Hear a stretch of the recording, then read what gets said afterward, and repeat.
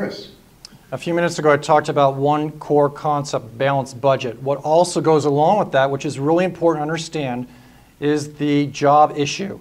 We have lost our blue-collar base, and no one in Washington cares. We're losing our white-collar base. One of the reasons is our combined corporate tax rate is 39.3%, the second highest in the world for democratic countries. I'm calling for a significant reduction in the federal corporate tax rate to drive our jobs back home.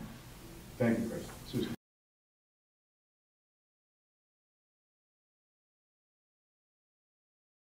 Obama's stepped on one of our oldest and closest democratic partners in the Middle East at a time when this is not supposed to be happening.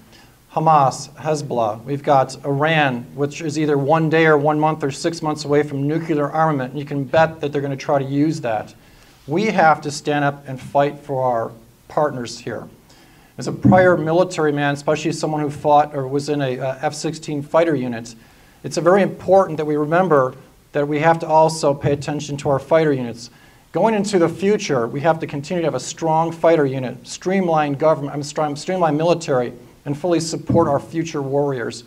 In summary, Obama should really take a playbook or a play from Reagan. Stand up to your enemies. Don't look weak. Remember Reagan. Great. Thank you, Chris.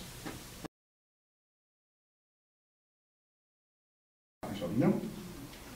That's an interesting question. I am not for eminent domain. I think if you own private property, the Constitution really should take into account for the fact that that's your property. So government coming on board, being big brother, is just totally not right here. So I am totally for, if that's your private property, you should be able to hold on to that. Thank you.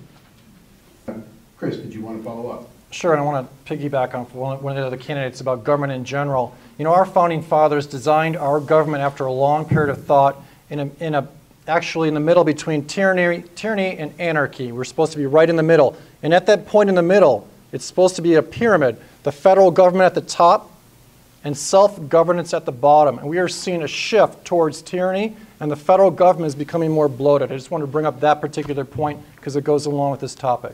Thank you, Chris.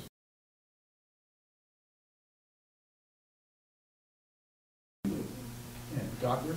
Sure, just let me touch on these moral issues first, you know, my opinion on these. I'm for marriage between a man and a woman. As a trauma surgeon, I deal with life and death, so I'm obviously pro-life. I'm against flag burning. That's a travesty. The Pledge of Allegiance should be read every day or spoken every day in our classrooms to remind our children of what our founding fathers went through. On the actual question itself, as has been mentioned already, we are in a major crisis right now. We are one paycheck away from a disaster. We have got people across the world that are out to get us. Healthcare, border security, unemployment, and the economy has been the four cornerstones of my platform. So to me, those four core topics are critical right now. The moral issues are important to talk about, but if we don't get our house in order, we won't be able to talk about these moral issues. Thank you. Thank you, Doctor.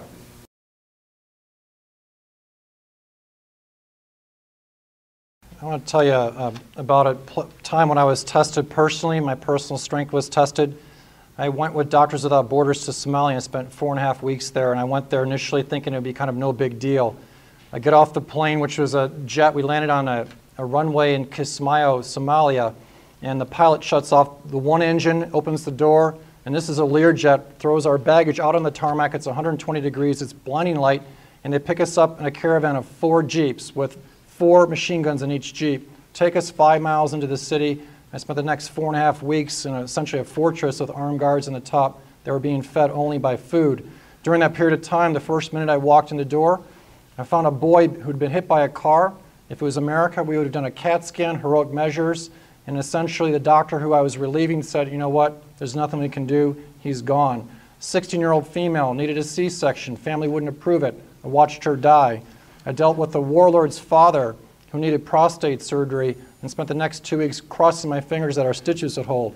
And then finally had a grenade thrown at my bedroom one night, which really tested my inner strength. I kind of wanted to leave Somalia at that point in time. But the take-home message there is that America is great. It still is great. We need to take back Congress in 2010 to continue on this particular pathway. Thank you. Thank you, Chris. I want to thank the Fountain Hills Tea Party for putting on this great event. Thank the audience for putting up with us till 8:45. I really also want to thank the fellow candidates. We've actually run a nice race here compared to some of the other races that are going across this state. Just a few differences between myself and the rest of the candidates, minor things that I think I want to bring up. I'm the only doctor running in this particular race. Healthcare is a major issue. The only person running with former military experience. I want to point out about 2010. Good news, bad news. We're on the pathway to socialize everything. We've got a lot of bad actors in Washington, and we're one paycheck away from a disaster.